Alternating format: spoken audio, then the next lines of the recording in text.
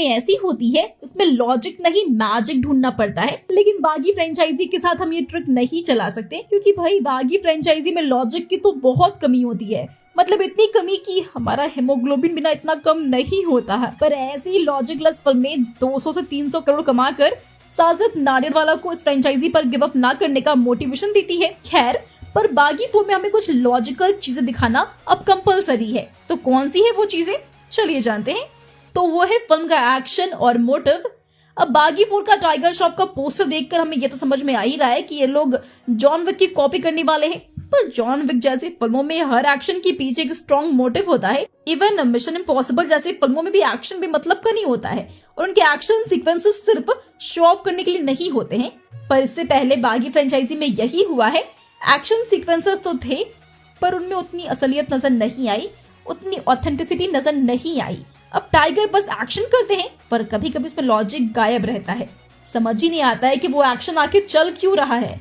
और बाकी फ्रेंचाइजी में टाइगर का मार्शल आर्ट, उनका फाइटिंग स्पिरिट और स्टाइल सब कुछ भर भर के होता है, जो बिल्कुल किसी एक्शन की पाठशाला की तरह लगता है। पर ऐसे में उन्हें सुपर हीरो बनाने की बहुत ज्यादा कोशिश की जाती है।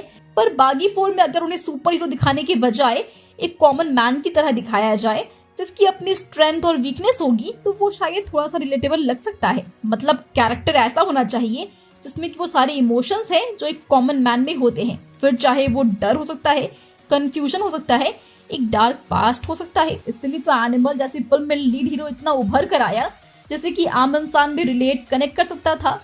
उसमें काफी रॉनेस था, ना कि बढ़ा चढ़ा के हीरो को एक ग्लैमराइज अवतार में दिखाया गया। तो बागी 4 में टाइगर के कैरेक्टर के साथ ऐसा ही प्लान करने की बहुत जरूरत है।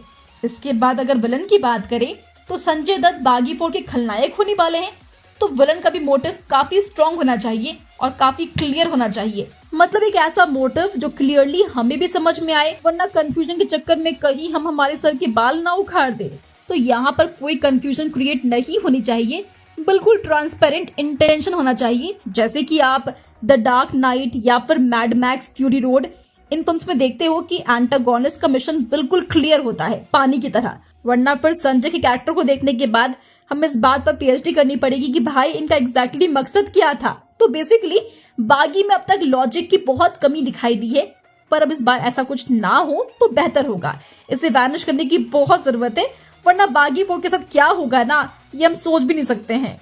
वैसे ये तो हो गए हमारे सजेशंस, पर अगर आपके पास कोई और सजेशंस है तो कमेंट बॉक्स में जरूर बताएं। साथ ही वीडियो अच्छी लगी हो तो वीडियो को लाइक और शेयर करें। Become an actor in Bollywood. WhatsApp hi to 8828850088.